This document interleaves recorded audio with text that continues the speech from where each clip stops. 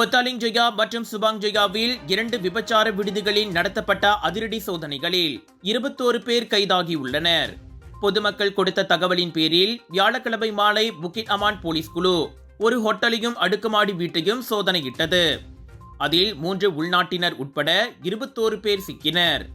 அவர்களில் விலைமாதர்களின் பாதுகாவலராக இருந்து வந்த 44 வயது உள்ளூர் ஆடவரும் அடங்குவார்.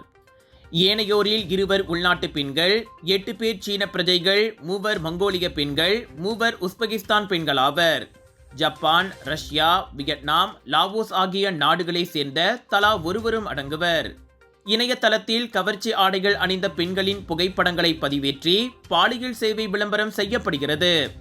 ஒவ்வொரு சேவைக்கும் 400 முதல் 1000 ரிங்கெட் வரையிலான கட்டணங்கள் விலைமாதர்களிடமே நேரடியாக ஒப்படைக்கப்படுகின்றன.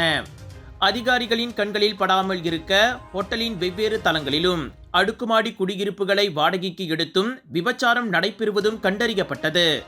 கைதான 16 வெளிநாட்டு பெண்களுக்கு 14 நாட்கள் தடுப்பு காவலும், 2 உள்ளூர் பெண்கள் உள்ளிட்ட 4 1 நாள் தடுப்பு காவலும் விதிக்கப்பட்டது. உள்ளூர் ஆடவர் 3 நாட்கள் தடுத்து வைக்கப்பட்டுள்ளார்.